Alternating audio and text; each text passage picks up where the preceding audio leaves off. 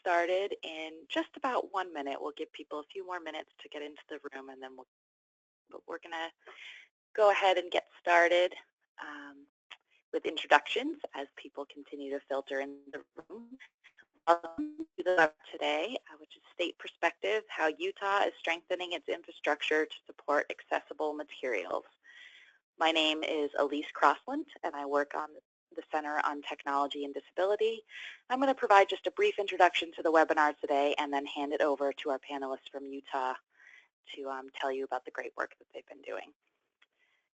Can you go ahead to the next slide, Devin?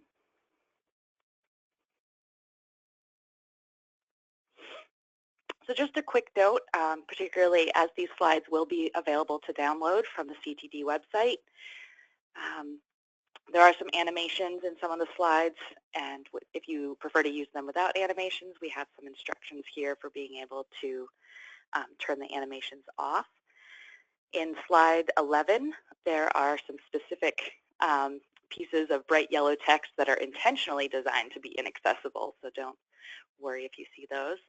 And there's also a video activity, but there's alternative text and a description of the video activity embedded in the slide box. So we are part of the Center on Technology and Disability, and we're funded by the U.S. Department of Education Office of Special Education Programs, specifically to provide learning and technical assistance related to increasing capacity of educators, parents, and families to understand and implement appropriate assistive and instructional technology tools.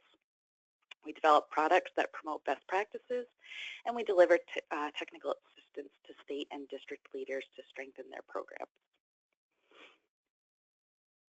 And you'll be able to find all of the resources we talk about today, as well as an archived copy of this webinar and the slides posted on the CTD website after the event. We're joined today by several folks from the Utah State Board of Education. We have Glenna Gallo, who's the State Director of Special Education, Brent Page, the IT Director, Anita Sorensen, the IT Supervisor, Kelly Terrell, the IT Administrative Secretary, and Rebecca Peterson, Special. And they're all going to spend some time talking to you about how they've addressed accessibility in Utah, and the steps they've taken, and the specific tools and resources that they've used to help them do that work. Go ahead to that. Thank you. So to start, I'm going to give a brief little introduction to some of the accessibility work we've been developing as part of our work in the Center in Technology and Disability. Utah's State Accessibility Team will take it over, and they'll introduce themselves and talk about the process. They have a section on eating the elephant, which I think is a great term to talk about this process and addressing accessibility at the state and district level. They'll focus on capacity building, the tools they've used, how they know it's working, lessons they've learned, and resources. At the end, we'll leave plenty of time for Q&A, but as we go through, if you have any questions about specific content on any of the slides, or if you want to pose to the panelists, you can go ahead and put questions into the chat window, and we'll make sure that those questions get answered. We also did questions in advance when they registered. We'll be addressing those questions throughout. There may be a couple of questions that are outside of the scope of this webinar, but we will reach out to people with suggested resources if there are things that we can't answer today. And in particular, a few people asked about online accessibility for online learning courses, and that's not something we'll be able to address today. However, at CTD, we are working on developing some resources specifically focused on online learning for students with disabilities, so keep an eye out for those to come soon. Go ahead to the next slide, Devin. So CTD put out an accessibility toolkit late last year that we partnered with the Center on School Networking to develop COSIN. And we focused on providing resources and guidance and information on how state and local leaders could ensure accessibility of their websites, of their materials, communications with families and members, sort of the whole piece of the communication that happens in an educational setting. And as part of that, we got to meet Rebecca Peterson from the Utah State Board of Education and hear about her accessibility work that she's been doing with her colleagues at the state. And we thought it was a great opportunity to be able to show our CTD audience how a state is addressing this, how they're really putting these things into practice. You can find the toolkit on our website. We talk about procuring accessible materials, some of the benefits, and the legal requirements for digital accessibility. Also on our website, if you haven't seen it, Utah spent some time writing up their process, the experience that they've had, and created a state profile for us that really digs deep into some of their lessons learned and their tips for other states and districts that are approaching this issue. So with that, I'm going to hand it over to Utah to start to talk about the work that they've been doing. Hey, we're glad to be able to be here with you. This is Rebecca. With me, members of our team. I'm Anita Sorensen. I'm the IT supervisor over our web redesign project, and we are bringing into compliance our website so that all of our documents and information on our site is ADA compliant and accessible. And I'm Kelly Tyrell, the IT Administrative Secretary, and I've been working closely with Anita and Rebecca on making the content that goes on our websites, the documents, ADA accessible. Then Glenna, do you want to introduce yourself? Good afternoon. I'm Glenna Gallo. I'm the State Director of Special Education in Utah, and we have been working with the IT team on ensuring accessibility for all users of the website, and then taking that information further and applying it to all of the work done within the special ed section. And he was away to a superintendency meeting, so he won't be joining us today. So on our little diagram that we have pulled up on this particular slide, we have a map that shows the kind of the structure in general terms of how the state accountability team is structured. So we've got some members from the superintendency and the leadership. We've got components from our information technology team, education specialists, and together we're working in a cross-departmental team to be able to address accessibility needs both from the web design point of view and also from the documents side, because we've discovered that both of those things need to happen to be able to make the entire website, to make all of the items that we use accessible across a wide variety of needs and areas depending on the audience. One of the items that's been really beneficial in having a cross-departmental team is gaining perspectives on how everybody sees and needs the different types of training, different roles that accessibility plays in the environments in which they interact. Let's see, Devin, do you want to go ahead to the next slide?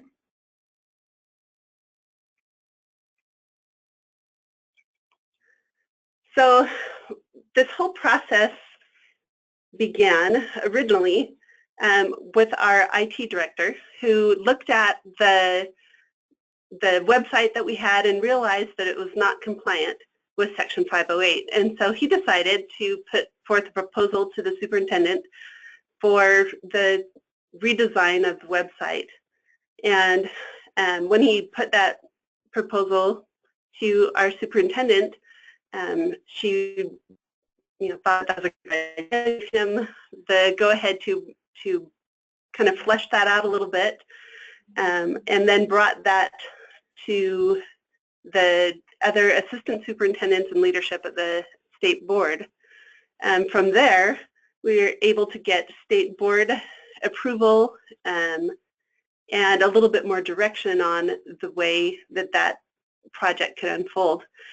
Incidentally, at the same time, we also received an OCR complaint about our website. However, the fact that we were already in process and that these things were in place made working through that OCR complaint a lot easier than it could have been, because they were able to see that these things are already underway, they're already being addressed, and that there's a plan in place. You want to add any other insight No, information? I think you covered all of it. So, And, oh, sorry, I was just going to say that the OCR in work up in place, they did work with us a little more than I think that they would have had we not had the plan already in place. And they were accepting of our plan. It was acceptable. And we continue to work with them to become compliant and keep them up to date on our plan. So it's a collaborative effort with them to in completing the plan. And so far we are on time, on track to be able to complete the plan and have our new website up July 1st. So as we've continued through this process, once the school board approved it, the discussion kind of continued from the upper administration level to the director level. And so Glenna, do you want to add a little bit of your insight about the director level and bringing that to Sure. So one of the things that we had noticed was that the staff at the State Board of Education didn't understand the concepts behind accessibility and weren't sure how to change their products so that they were accessible. When we started conversations with other directors and staff within the State Board of Education, that kept coming up, that over and over again. And even though it wasn't a special ed issue per se, it was something that we definitely felt that we needed to support as a department.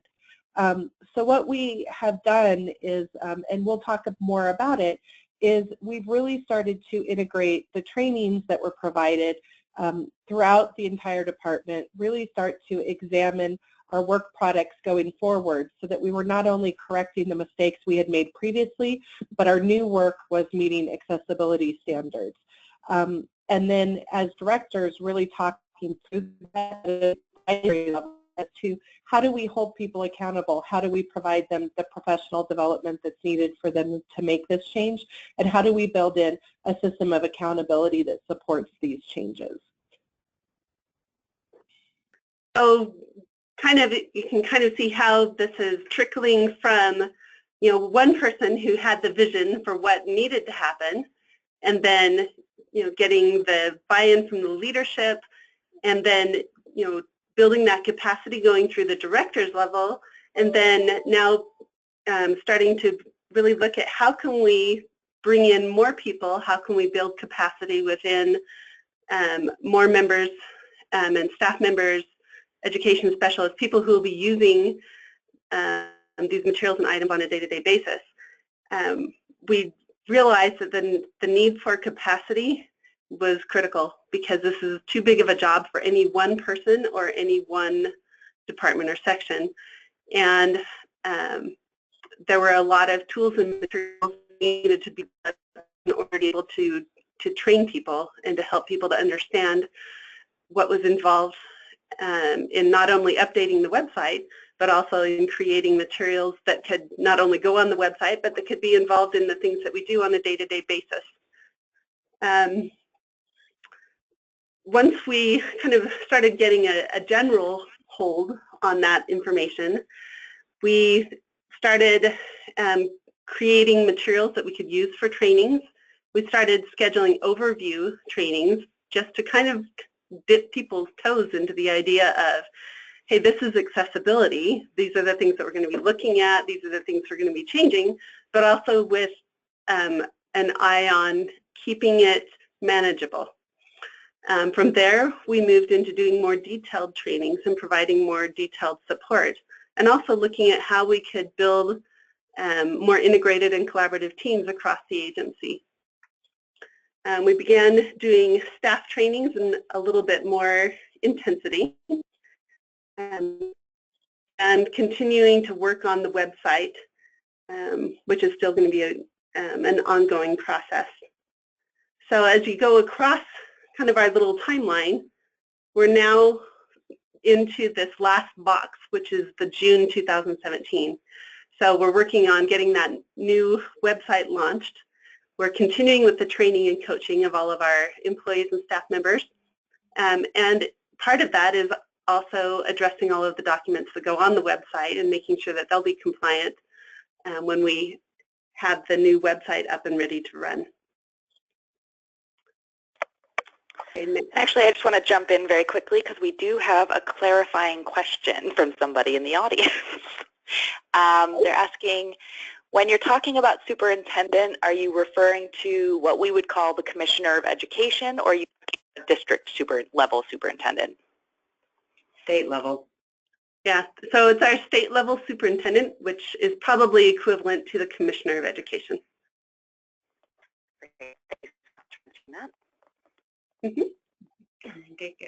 And we did get the buy-in all the way up to the top, which we found was very important.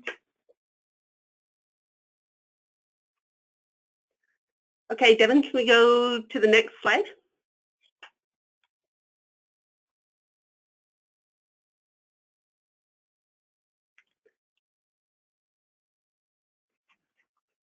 Let's see.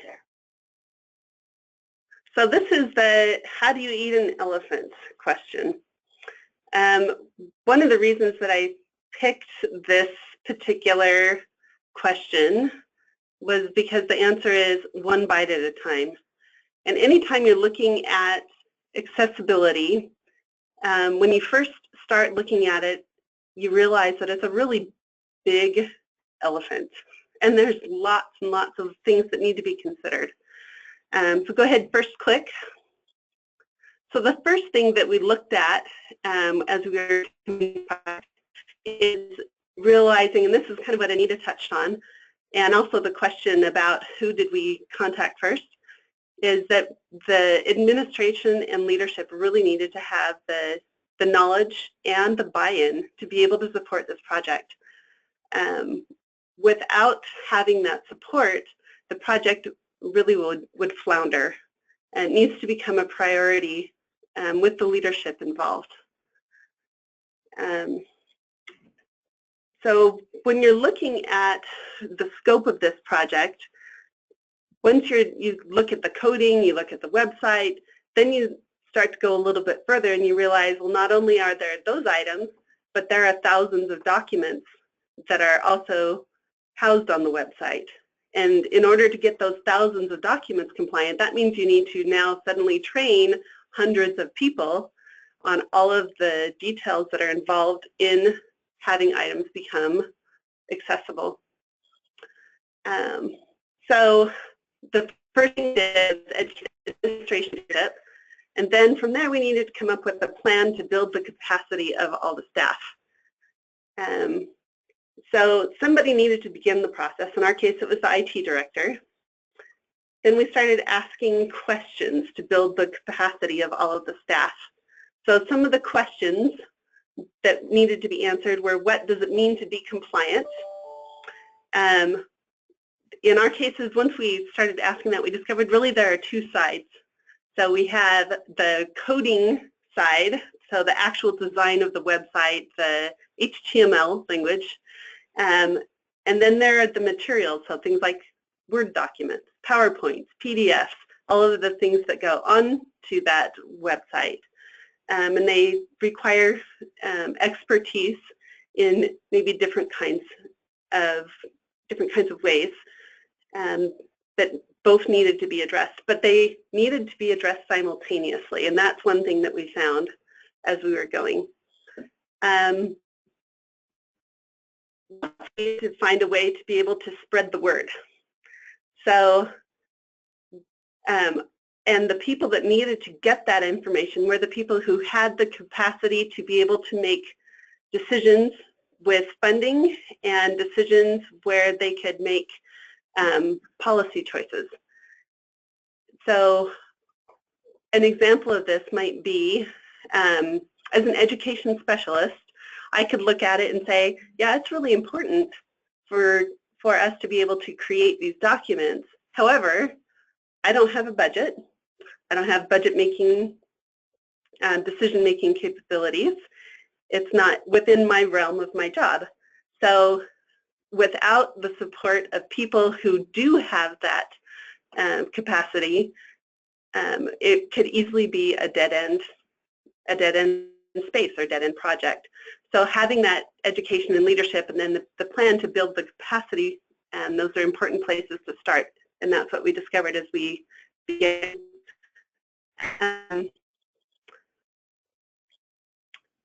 So looking at the plan to build capacity, we also discovered that we needed our staff to be able to understand what they needed to do, why they needed to do it, and then how to do it. And that all of those three things were important. We couldn't just teach people what Section 508 entailed or what it meant to have alternative text with an image, but we also needed them to understand why it mattered, and then also give them the tools to be able to do it so that they could actually complete the tasks that were required. So as we were doing that, we actually had some specific questions that we asked. So what skills and knowledge were needed? How are we going to train and provide that information? How are we going to avoid overwhelming staff members? How can we provide ongoing coaching and support? And how will we know if what we're doing is working? So looking at all of these down materials, items that could be used and that already existed that we wouldn't necessarily need to create on our own. So if you want to go ahead and click on the next item. So developing a reference section became an important tool that we could refer to. Originally, we were kind of like hunters and gatherers.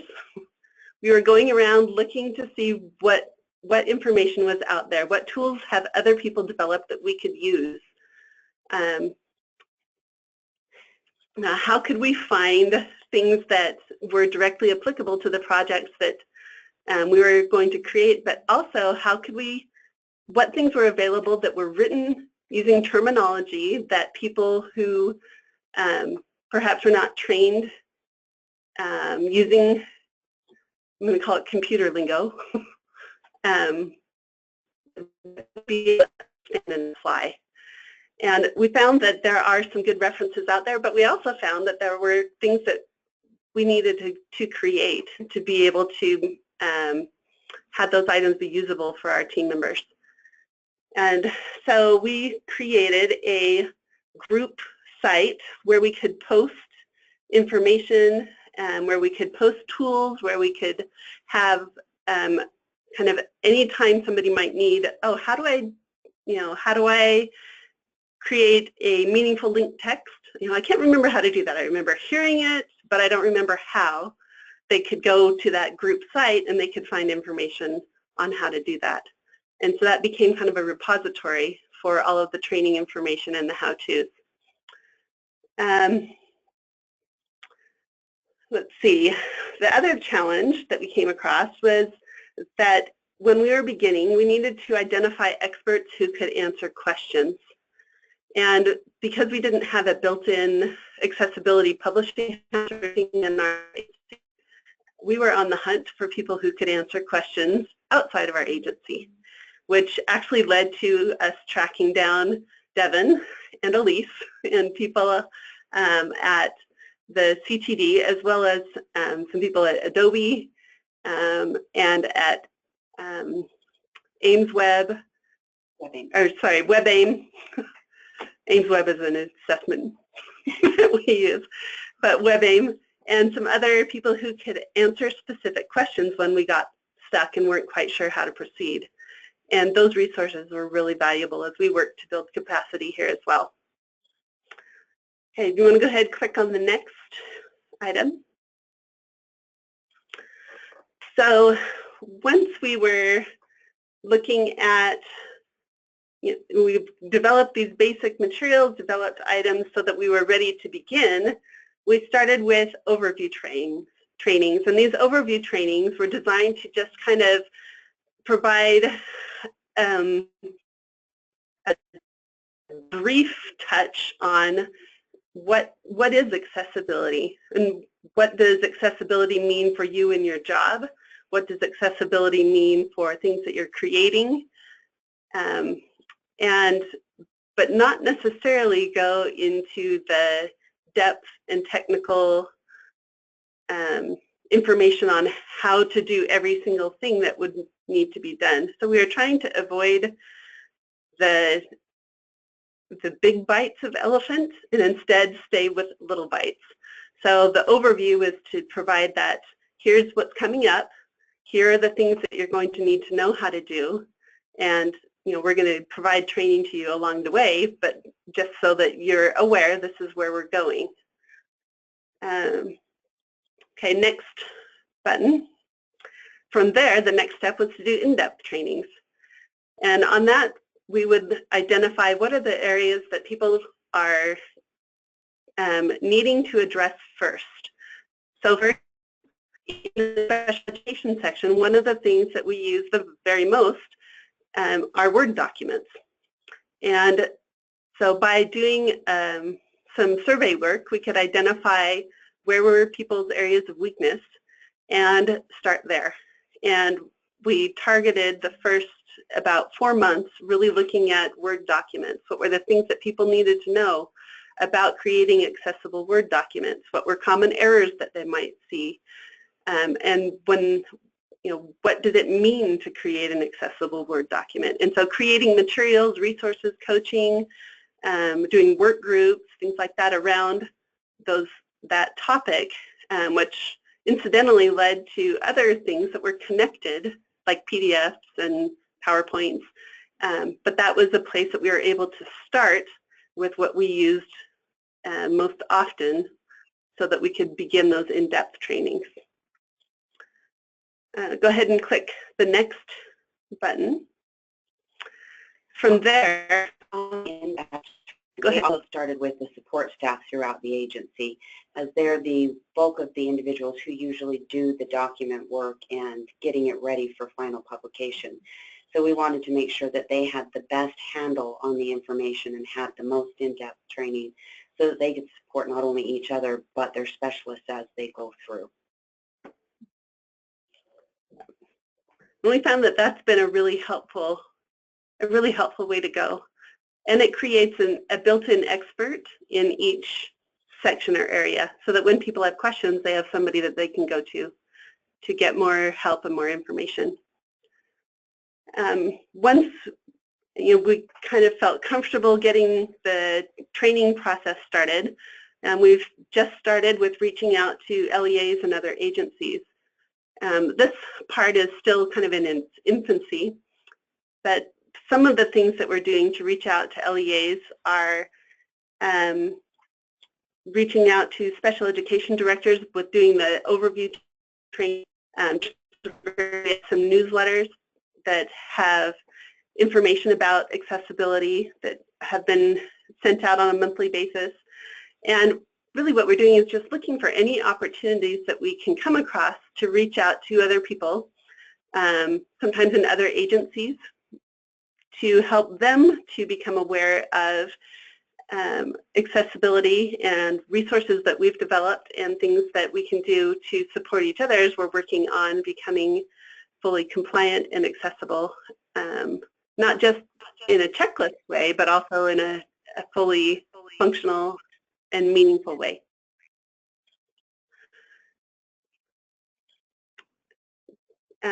Our last item that we're really working on doing is creating a go-to team for quick access and support.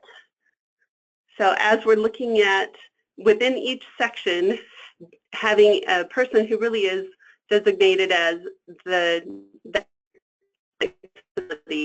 is an immediate access person, so that when people are creating different kinds of media, documents, materials, they have somebody who is close by who they can ask for quick coaching, quick help, just if they need somebody to review something and help them. But we're also trying to avoid having a person who is doing the work for other people, but instead having everybody become capable of creating the materials themselves, but with coaching where they need coaching and support to be able to do those things. Okay, go ahead with the next slide. So some of the tools that we use, I've divided these into two categories. So we use the ready resources as in our training, but we have the trainings are kind of more the formal stages. Within the trainings, we start with presentations. So we have our overview presentation, and then we do the in-depth materials. And then we move into small group and individual coaching. Work groups, the way the work groups work is, for example, I can send out a note and say, hey, we're going to be meeting in room 248, and we'll be working on accessibility items. If you have projects that you are working on and you want to come, bring your projects with you. And if you have questions, we can address them together. And so people can bring whatever they're working on. And if they have questions, you know, we can help each other work through things. We've done this with fillable PDFs. We've done this with, you know, sometimes people will say, hey, I need help on, you know, this certain kind of document, like fillable PDFs. And so people can bring whatever they're working on related to that particular item, and then we can work through doing individual coaching or intensive coaching as needed to, you know, the learning and the capacity building with those particular skills and development. Also just proofreading too, and doing double checking for accessibility requirements. Working with sending out, so kind of the publicity or the PR side of things, sending out newsletter articles for LEAs to kind of spread the information, spread the word about accessibility, to raise awareness for LEAs. Utah is a local control state, which means that all of our school districts are in charge of purchasing their own curricular materials. They're in charge of their own decisions at a local level. And so they're ultimately in charge of looking for and training their staff on accessibility. And so we're trying to help them to do some of the same process of big overview, detailed overview, so that we can help them to be able to build the capacity in their districts in the same ways that we've been able to work on building capacity at the state agency level. In the process of doing these trainings and coaching, we've got our ready resources. So these are how-to videos and tutorials. So these are items that Kelly has worked on compiling, where she goes through, and actually Kelly, why don't you go ahead and explain these, since these are your awesome projects. I was able to find some written tutorials on the website from both Microsoft and Adobe, but nothing in a video form, or very, some were very detailed explanations, but as Rebecca said, computer lingo. So if you didn't really understand HTML and the tagging trees, you may not understand exactly what they were trying to get you to fix. So I went through and created videos step by step. Here's the problem, here's how you solve it, here's where you click, this is what you go to, this is, so stepping through, document opened, showing my mouse movements, showing my clicks, so that anybody who's watching the video can easily follow through. And so I broke it down starting from a Word document, taking it all the way through accessibility, and then through PDF accessibility, so that it is ready for web publication.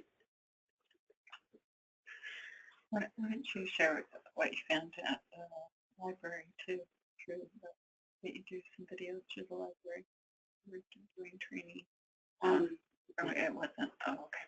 Sorry. So some So those are ready resources that are available that people can log into the group that we have, and they can find those. Other items we have are example documents. So if people want to see what a compliant Word document looks like, we've got some examples of those, and we have little boxes that say what it is about the Word document that makes it compliant. So sometimes those things are looking for, and so we have little call-out boxes that say, for example, meaningful link text, and it has, shows that that's what's being used in the document, and that's, or that the color contrast is appropriate. So items that show this is what an accessible Word document or accessible PowerPoint looks like. We have checklists of various kinds that people can use to refer to as they're working to create their documents, media, pictocharts, We also had a staff member here at the agency create a really quick, I think it's got maybe 10 items on it, checklist for her specialist to use that says, did you check your font size? Did you check your alt text? Did you check your headings? Just very simple, quick items that, hey, remember these. So their specialists are able to start getting into the habit of checking items. They pass them on to their support staff for additional finalizing. They don't have to go back and redo items. And just so you guys know, when we bring up our new website, it probably won't be at the time that our site is up because we're focusing on the main pages, but shortly thereafter we have discussed putting these resources out and available to the public so that anybody can get to them. So if you're interested, check back on our USBE website probably the 1st of August for these kind of resources, and we'll make those, including the videos and the tutorials, the checklists, all of those resources will be available. But you can also contact us, and we would be more than happy to share those with you. So a couple of other items that we use. One is we created a color contrast guide where we've taken the colors and actually what our goal was to, if within the special ed section we looked at it and we thought, well, if we're going to do this, then let's hit this at a AAA level wherever we can. And so we created a color contrast guide according to AAA contrast requirements that we could use within our section. And we wrote down what the red, green, blue color, I call it the color recipe. I'm sure it has a technical term. I don't know what the technical term is, but the red, green, blue color code is that meets the color contrast requirements with either black text or white text, so that people can just kind of plug that in so that there's appropriate contrast if they wanted to have a background with, red, orange, yellow, green, blue, purple, gray. They wouldn't have to go hunt for that information. So that's one type of tool that we used and created with some people within our section. Also, there's some really great, WebAIM has a color contrast checker, and there is one out there called colorcontrastchecker.com that if you get the hexadecimal number from your, or the RGYB from your Word document, you can go in and plug in those numbers, and you can tell what your background is, what your font color is, and it will rate it based on A, AA, and AAA, and it will also let you know if it is good for low vision. So it gives you a rating on all of those. So you could actually fail a couple but still pass on a couple depending on which rating you're looking for. The other item that we use, and this is part of the Eat the Elephant in Small Bites, is a weekly tidbits, and this has come in the form of a newsletter called the Weekly Accessibility Advice Newsletter. And folks on this, we're just going to hit one particular skill or one particular piece of knowledge that has already been addressed at a training and a coaching, and we're going to readdress it, but in smaller chunks. So this is like a review, a practice, and also like a small guide, but it's coming in people's email, in their inbox, directly to them, and it's on a regular basis so that people can review these things. And that's part of our strategy for not doing a one-time sit and get, but also keeping the content manageable and usable. Rebecca, sorry, this is Glenna. I just wanted to add on here. The way that she's done this with the weekly tidbit has been extremely helpful for a few reasons. One is staff were feeling overwhelmed with the amount of knowledge that they needed to have to make things. Then take it and put it in smaller chunks that is easier for them to read through, understand, and apply.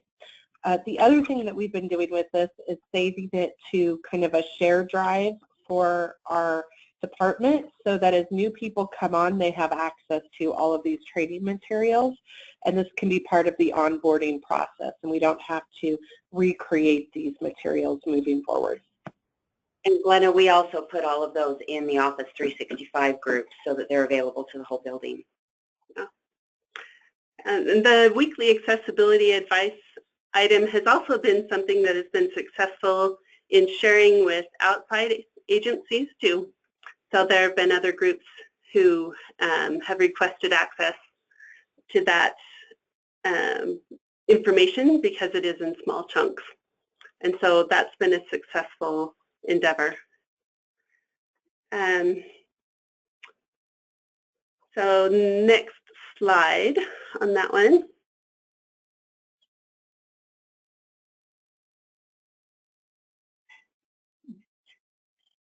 Devin, can you hit the next slide for me? Thank you.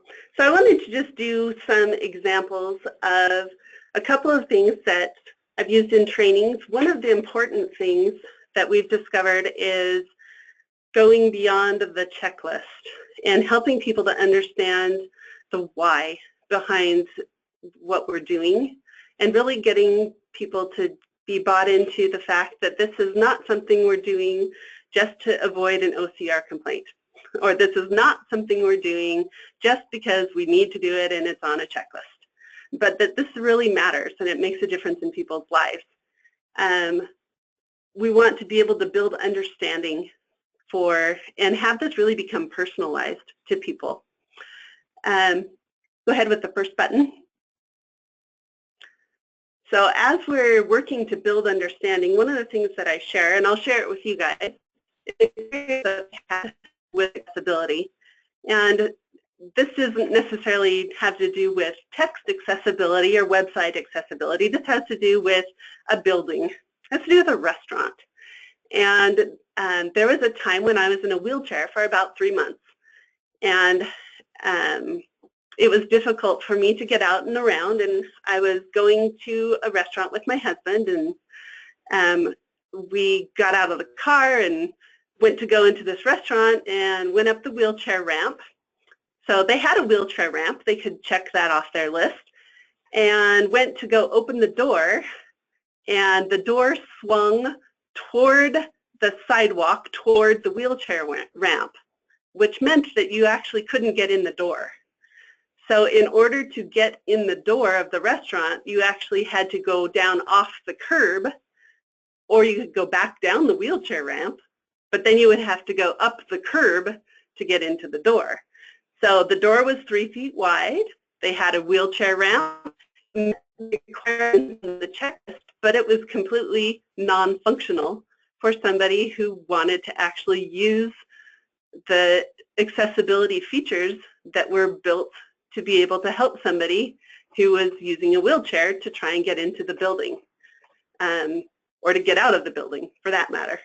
So if I had been there at the restaurant by myself and the curb coming in and out of that door was fairly tall, and I did not have an off-road wheelchair, and I was not a very skilled driver either. So it would have been very difficult if I was by myself. As a matter of fact, I wouldn't have been able to do it. But really trying to help people to understand that this is what we're doing with accessibility, is we're making these things so that we want people to understand that this is about everybody. This is about equity. This is more than a checklist. This is more than just meeting some requirements. His room, some building in Washington. These are real people, and it could be any one of us at any time in our lives. Could be any of our children. Could be any of our neighbors' children. It could be any of our family members. So really trying to personalize this. So if you can click on the next button for me. So one of the things that I do is during the trainings for LEAs and for other people is I like to illustrate items where I am intentionally causing problems with accessibility. And I pick on elementary teachers just a little bit because elementary teachers have a fondness for curly fonts, and sorry if there are any elementary teachers in the audience. I taught science and biology, and we tend to like straight lines and labels, although I'm sure we're guilty of too many straight lines and labels. But trying to really illustrate the difference between making things that are accessible and things that are not accessible in the way that we're designing our materials on an everyday basis. So by intentionally pointing things out, people start to realize, oh, I never thought about the challenge that this really cute curly font could make for somebody who might have a difficulty with reading that particular font. So if you want to go ahead and click on the next bullet for me. So I don't know about you, but if this next sentence, if you had to read this, and let's say it contained really important information. So this is a sentence that is written in bright yellow text. And if I told you, you've got 10 seconds to read this and there's a quiz on the information, you might have some difficulty reading it because the bright yellow text does not have enough contrast. And so people look at that, especially if they're sitting at the back of the room, and this is up on a PowerPoint projection, people are like, oh, I can't read that, that's difficult to read, but it becomes personal, and they start to understand some of the challenges that can be associated with why color contrast matters, or why having appropriate fonts matters. And then you can start to branch that discussion into other things that have to do with accessibility. Incidentally, the sentence actually says, if this sentence that is written in bright yellow text contained really important information, I would be in trouble. Do you want to go ahead and click on the next item? So this next one is an activity from a website on PBS. They have a website section that is dedicated to discussion about different types of learning disabilities. And this is an experiential activity. And within this activity, there's an opportunity. We haven't had the perspective of what it might be like to pay attention to something that has distractions or distracting elements and try and have reading comprehension occur at the same time. So we're going to go ahead and do this. At the end of this, there are some reading comprehension questions. So go ahead and hit begin.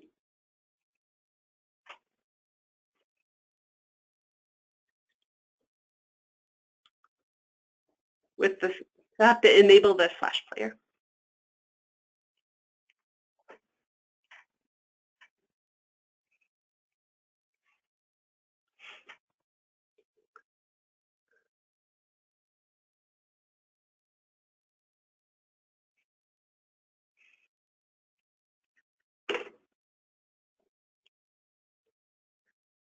Okay, your time's up.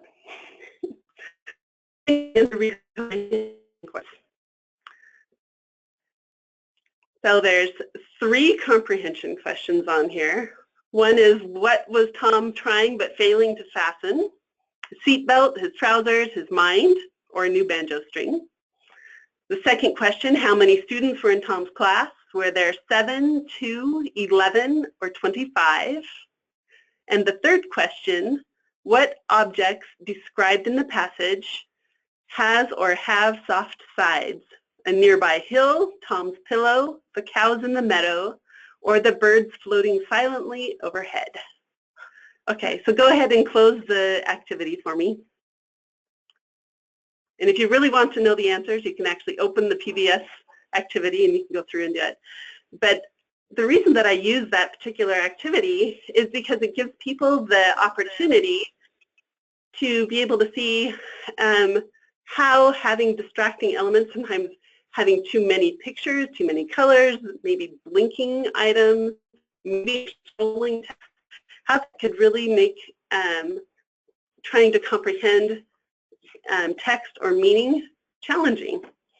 And it really helps people to gain some understanding and personal buy-in to why accessibility matters. Okay, quick one more time for me. So we want people to really personalize this and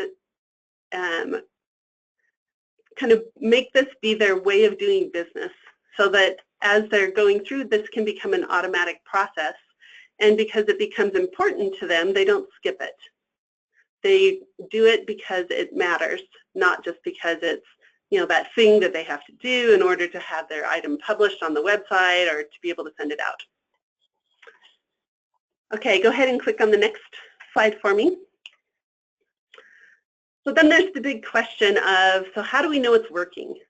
We go through all of this work, we put these things together, and how do we know that it's actually making a difference? How do we know that people are learning these skills? Are we just putting this out there and doing all this, but it's not doing anything? One of the things that we do is we do progress monitoring. And as an education agency, that makes sense. We want to know if what we're doing is working. We do this through either SurveyMonkey surveys or Google Form surveys.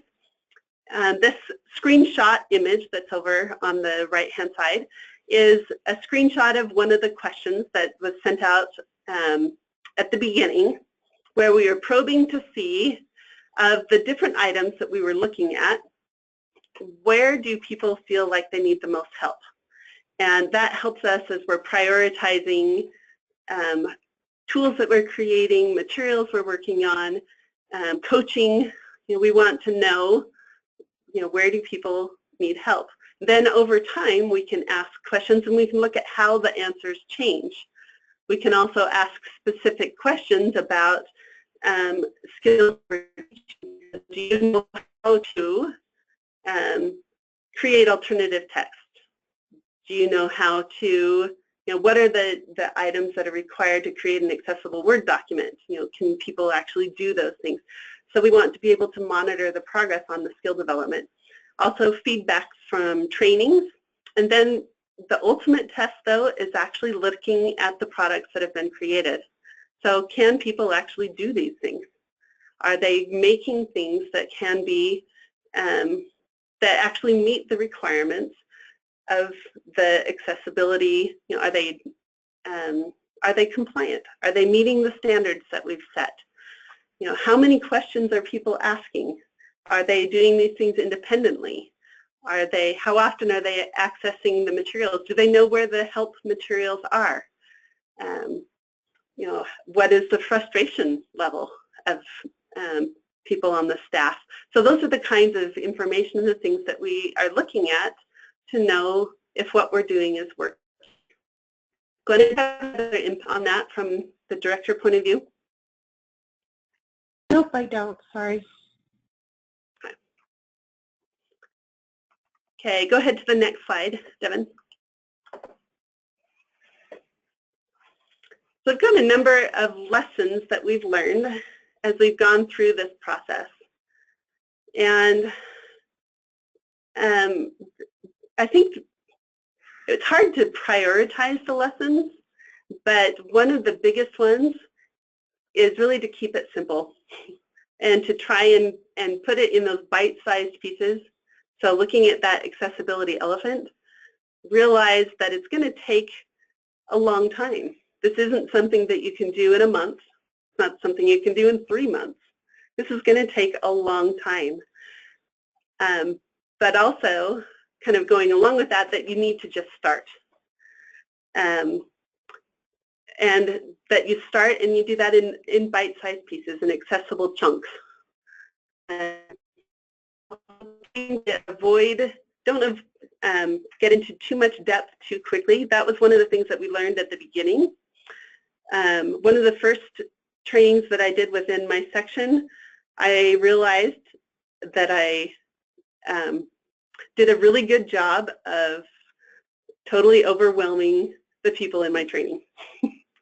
And I was really excited about it because I had learned a whole bunch of information, and within the training time frame that I had, which I think was about an hour, I conveyed everything that I had learned in several weeks, condensed into that hour, which wasn't very wise. And then I had to go back up and do some damage control in helping people to not feel overwhelmed. And so that was one of the key lessons, was not to provide too much depth too quickly, but to make sure that you can start with the key information and build. So it's like scaffolding a lesson plan. You know, start with basic information and build from there. Other items we learned were to clear the path for success. So show your staff, show your employees how they can actually accomplish these things. So show them that it is doable and that it becomes less overwhelming as they become more familiar with it. And really show them the way to be successful, and that it can be done, and that it just needs to happen a little bit at a time. So make that into a positive experience by showing them how it works. Looking at the ongoing coaching to build capacity, the ongoing part became really important. Doing a one-time sit and get training, we know from just professional development research that one doesn't transfer into practice. So that ongoing coaching became really important. That's where people could ask questions, they could try it, they could see, you know, that once they got to a certain point, then they would get stuck, and so they needed help in a particular area. And we could start to identify where those areas were where people would get stuck, and we could create tools, materials, things that they needed to be able to help them.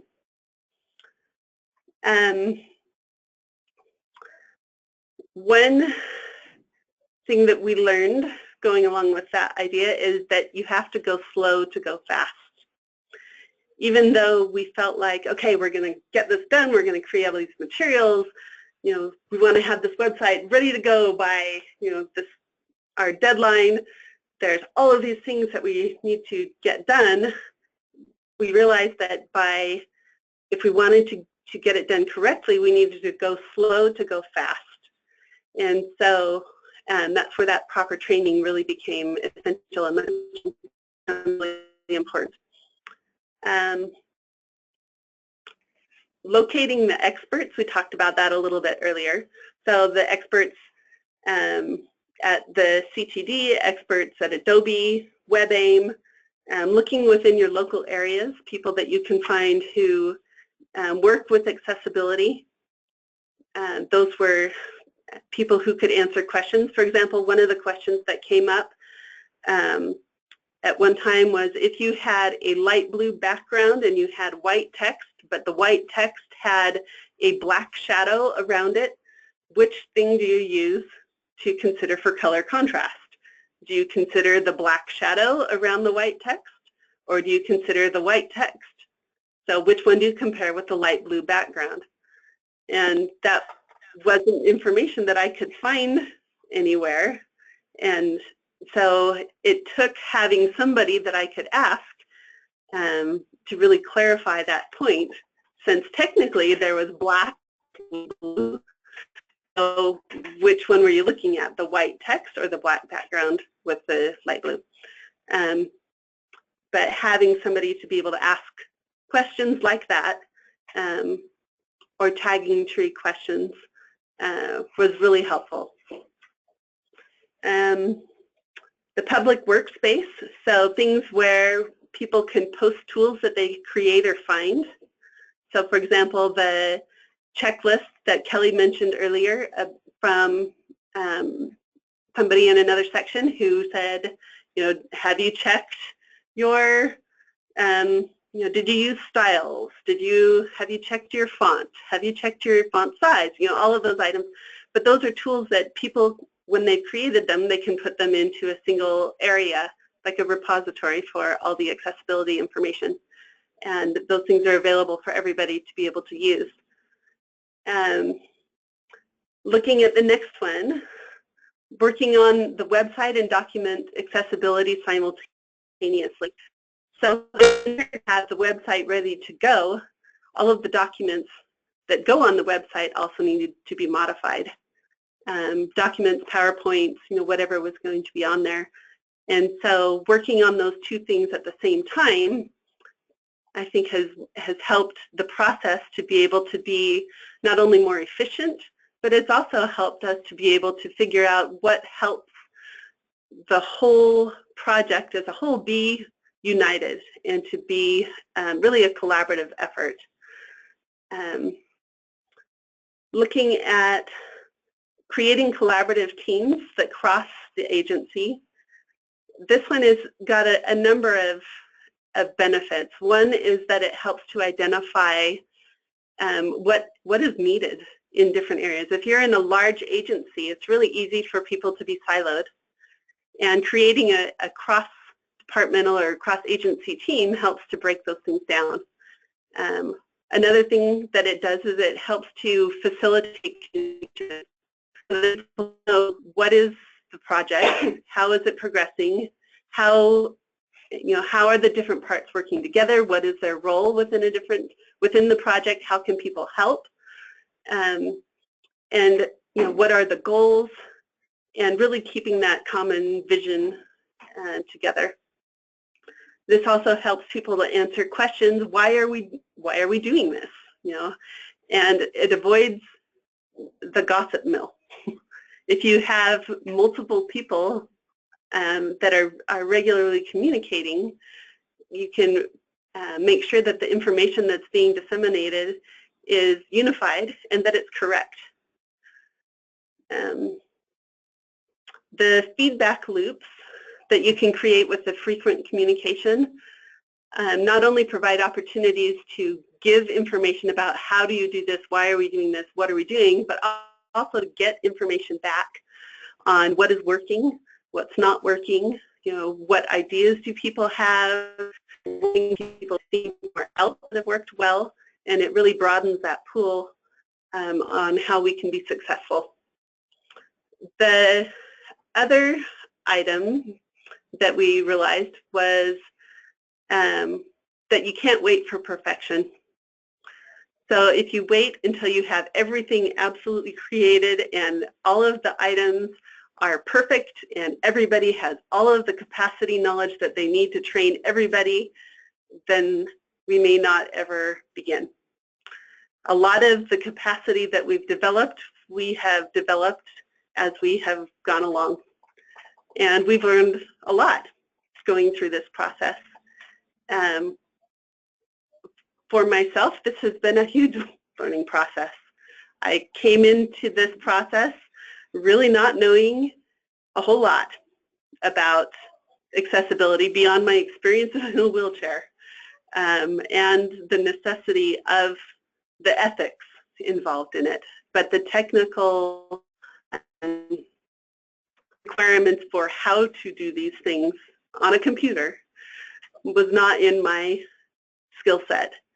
And originally when I looked at the project, I thought, well, can't be that hard. Couldn't be that complicated. And as we dived into it, I realized, actually, this is pretty complicated. Once I discovered there was a thing called a tagging tree, I actually kind of wanted to run away a little bit. However, we conquered the tagging tree. So, but it was things like that that, you know, we've learned and we continued, but we couldn't wait for perfection. We needed to just begin, and we needed to have that support of having that collaborative team so that when we came across things like the tagging tree, we had people to work with, and we had a team that we could really build together so that we could get through those challenges.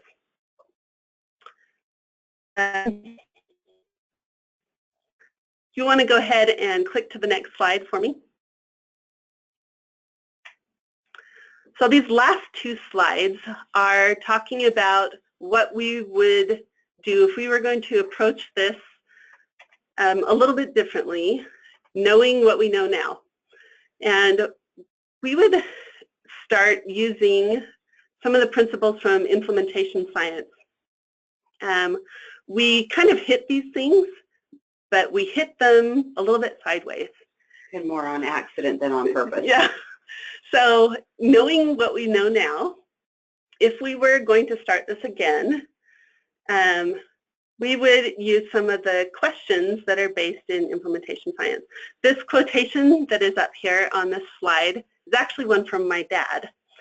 And he was really fond of reminding us that it was always less expensive to do it right the first time. And there's two websites that have some great information about implementation science. One is the Accessib site, so SISEP. The other is NERN, and they have implementation science information that is specific to implementing practices in educational settings. But the science that they talk about are the key practices related to successfully implementing innovations in organizations. So Devin, do you want to click on the next slide for me? So the items on this last slide are talking about the basic components that need to be considered when you're looking at implementing an innovation. And these are the questions to consider as you're planning your innovation. And these are things that we considered, but some of them we considered as we were building our airplane while we were flying it. Our recommendation would be to consider all of these questions as you are looking at beginning this project, or if you were building while you're flying, you know, take a moment to consider these questions as you're flying and see what you can do to address these items. So, for example, really identify what are your needs. You know, how does what you're planning to do meet your needs, and make sure that those things align. How does your plan fit with existing innovations and priorities? This is one item that worked really well for us because as we were looking at revising the website, the board wanted to combine the governing board website with the state board of education, which is like the Office of Education website, all at the same time as the OCR complaint.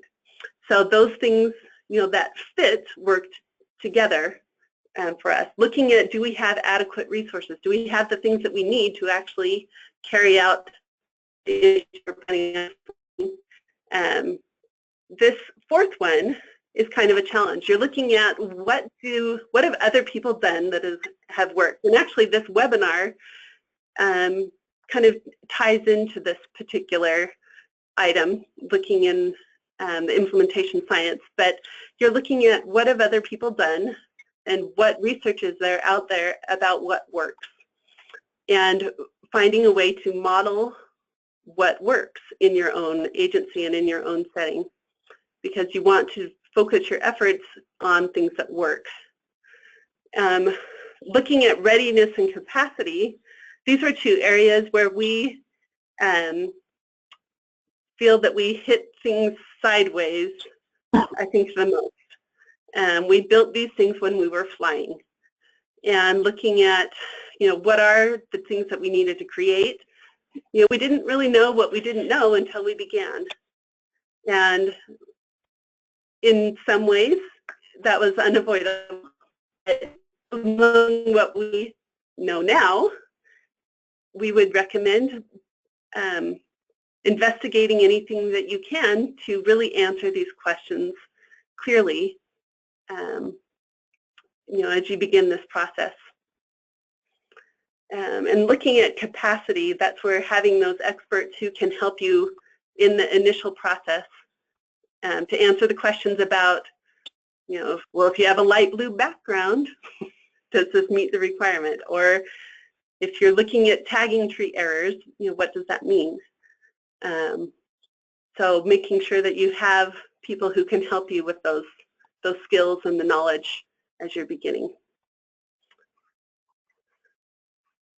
Okay, if you want to go ahead and click on the last slide on here. So the resources that we have available are the items on our group site, and Anita mentioned that once the website is up, the revised one that's fully functional, available for anybody who would like to access those. In the meantime, though, you're welcome to email either Kelly, she's the master of all things accessibility and documents, and or you can email me, and I will probably email Kelly. But you're welcome to reach out to us, and we will be happy to share whatever we have created with you. We have shared some resources with you through this webinar. And she says they're available on the handout section. Okay, they're available in the handout section.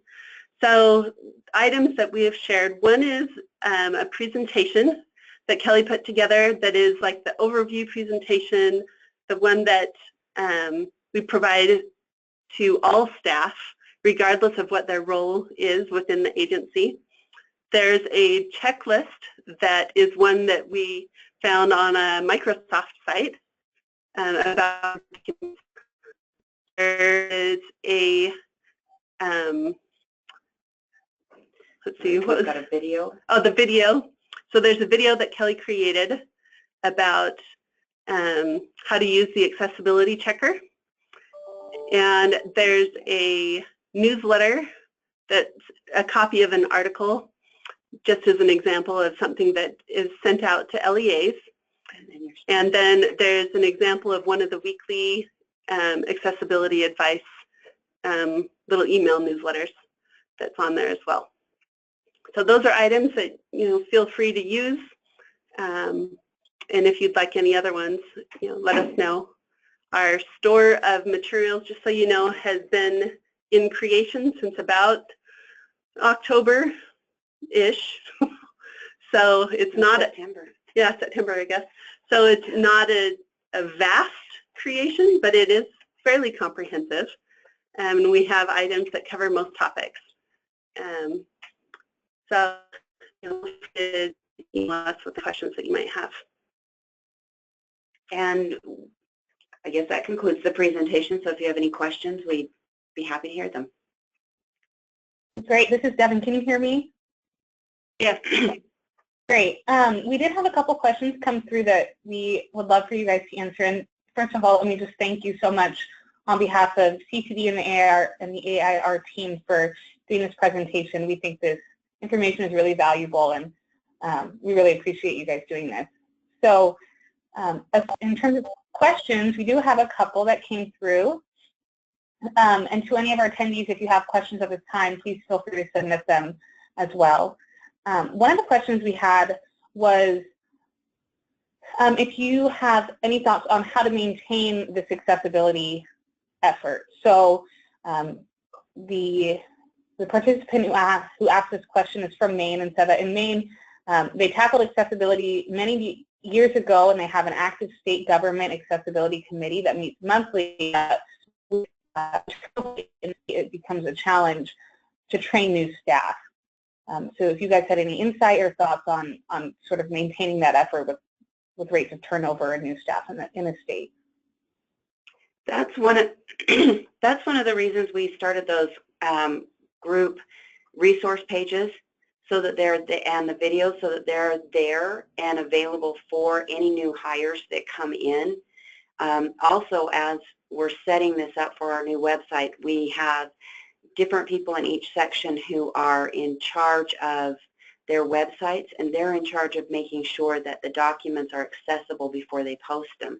And if they're not accessible, then they kick them back to the creator of the document to get them accessible before they go forward to the website. So I think putting that requirement that the documents have to be accessible before they're posted, and making certain people responsible for that, checking to make sure that they're accessible, helps keep the accessibility moving forward. What we plan on doing is we currently have a web developer and who maintains the full website, but once we get the Redesign site up, we actually are turning over a lot of the control to each of our sections or departments within USBE, and we will basically become the monitors of the sites rather than the developers. And so we're turning that control back over, and like Kelly said, as we audit each of the sites, each of the departments actually have 2 levels of control. One is the initial recommendation for content and documents updating on the site, and then they have a control person in place that's to actually review the changes before they send it to the site to be changed. And what we, in essence, will be doing is just auditing those sites to ensure that they maintain their compliance. In each of the sections, we have recommended that the sections appoint someone much like Rebecca is doing in her section to ensure that training continues to be done. We've also recommended to our administrative staff that for those that are administrative secretaries and such, that they implement something in their performance plans of ensuring that the documents are ADA compliant. So again, it goes back to having the buy-in of your administrative staff and ensuring that they understand the importance of it and buy into going, this is complete and total. We need to ensure, like Rebecca said, that these documents and everything else that we produce are in compliance and accessible. So I hope that answered that. Maybe one more item to think about is just making sure that you create frequent touch points for people to keep it in mind, because it's, I think, one of those items that could be easily out of sight, out of mind. And, you know, kind of along with any other initiative or item, if you want people to think about it, it needs to be brought up frequently. And it could be something as simple as putting out a monthly calendar note, or, you know, just something to keep it in people's minds. It could even be automated for that matter. But you know, but somebody, and you know, if somebody doesn't have the responsibility for that, then it will go away. So somebody needs to own that responsibility, and it needs to be defined what it looks like. You know, what does fidelity of implementation look like, and how are we going to know if we're doing it? Great. I think that's a really great point about, you know, the continuous engagement of the people in your state or even your LEAs is a really great point. So thank you for that response. One logistical question we had, just I wanted to address real quickly, is for some people it seems that the handout don't seem to be working for them. We will be posting all of this information, including the handout, on the website. And what we'll do after this is over, you should get an email about filling out a survey link, and that will also link you to the website. And so we'll be following up with all of you. And Marcelino can actually go ahead and put the survey link in the site so that you guys will follow up with the survey and the resources, including the webinar, the Utah State Spotlight that we referred to at the beginning, and Utah's resources. And so that can be made available soon. And okay, one other question that we had that is not related to logistics is if you have introduced your staff to, I think you guys addressed this, but just explicitly, if you've introduced your staff to the built-in accessibility checkers in the Microsoft tools and what that was like. Absolutely. That's one of the first things we walk them through. Once you've verified that you've used all the pieces in the, basically your toolkit, have you looked at your fonts, have you looked at your font sizes, styles, paragraphs, bullets, alt text, etc.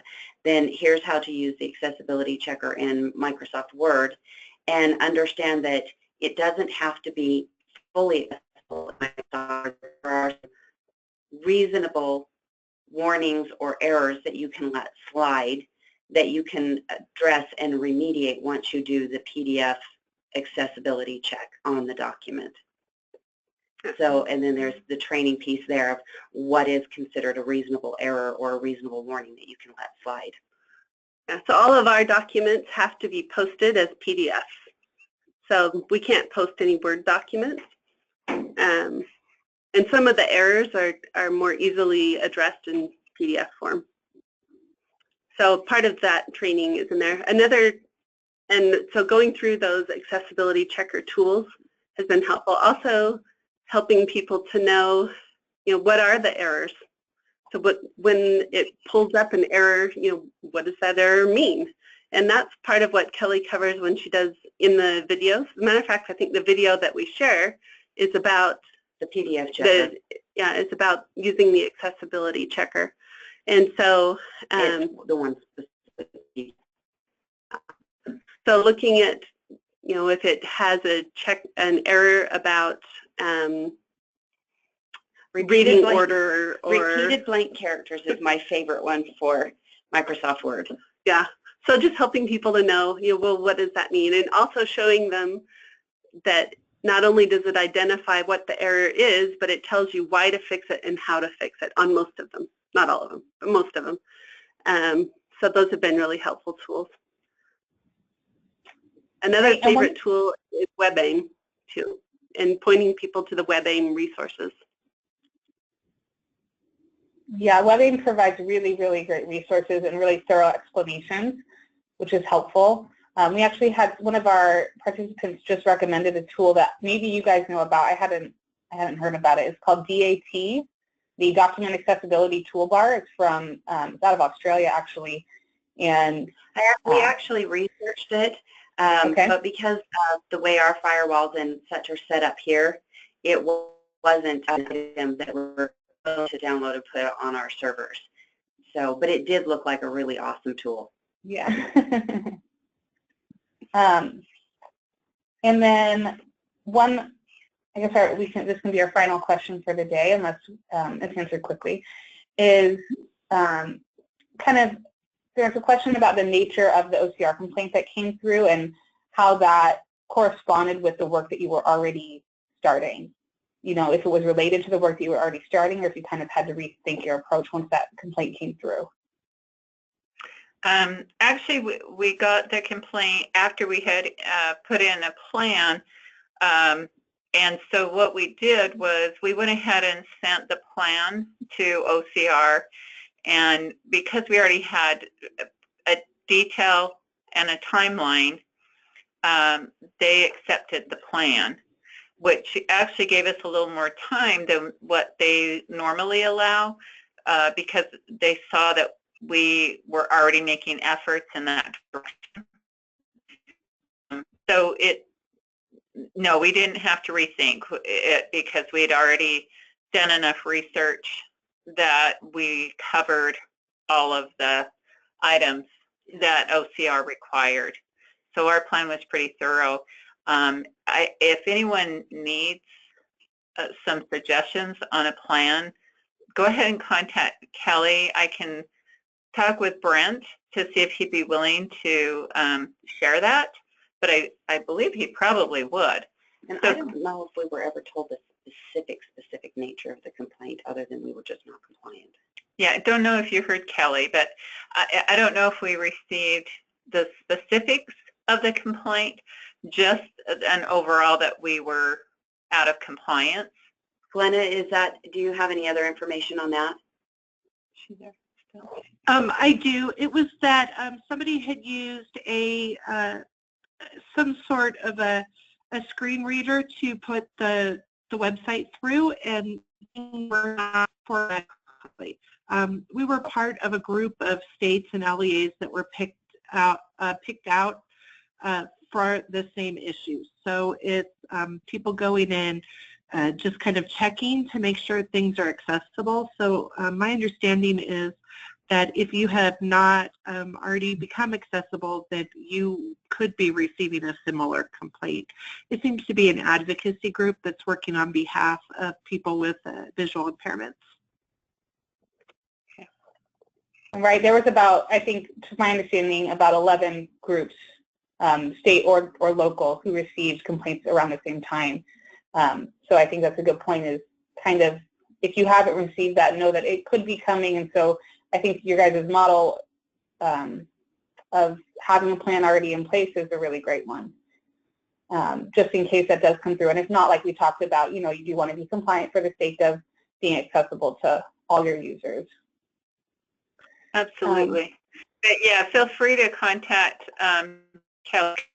She's sent to Brent, and she can certainly get that to you or find out if we can send that out. Great. Well, I think that's all the time we have today, but we really appreciate all of your expertise, your insight, and the resources you've shared. Like I said, we'll be sending out these resources to all the attendees afterward. And thank you for making your information available for those who have questions as well. We really appreciate it, and know that this is going to be a great resource for a lot of people. Great. Thank you. Thank you. Thank you for having us. Yes. All right.